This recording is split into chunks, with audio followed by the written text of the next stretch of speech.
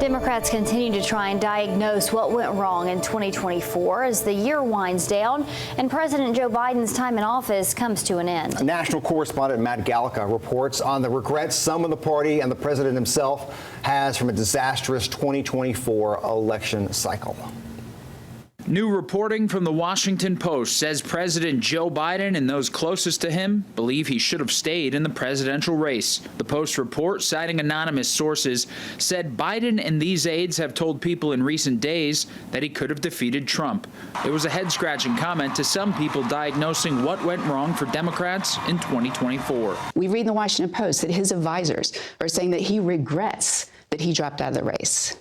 You know, that he thinks he could have beaten Trump. And I think that is either delusional or they're gaslighting President American Biden. people. A Wall Street Journal report from earlier this month indicated Biden's inner circle shielded him from scrutiny as he was acting in a more limited capacity than was previously let on. The White House denied Biden had declined.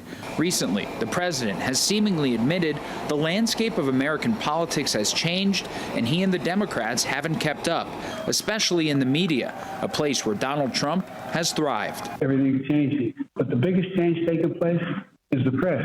Not bad, they're still good people, but where do people get their news? Some recent focus groups paint a grim picture for Democrats as the party heads into 2025 without the White House or either chamber in Congress.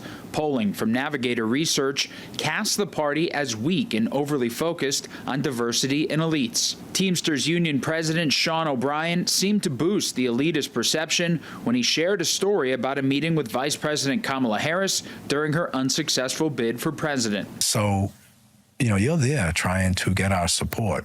And her declaration on the way out was, I'm going to win with you or without you. It was insane behavior, which at that point in time, I knew she was going to lose. Some Democrats around the country are openly wondering if the party brand is toxic and mull over life as independents.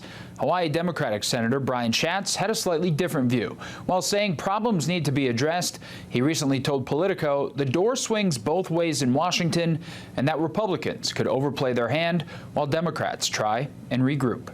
Reporting in Washington, I'm Matt Gallica.